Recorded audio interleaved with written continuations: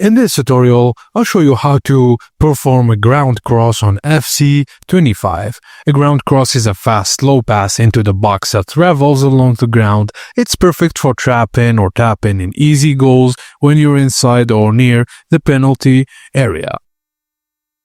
On PlayStation, you can do it by square plus R1.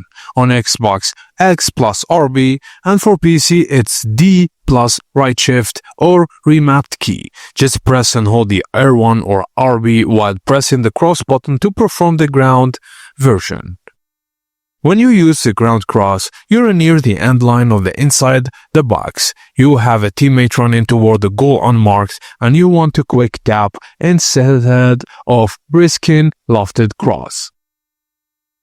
Use direction after performing the cross. Use your left stick to aim at your teammate. Don't overpress. One quick tap is enough. Holding it too long will send it too hard. And combo with driven shots. After a ground cross, use a driven shot like L1 plus square or LB plus X for higher accuracy on tap-ins.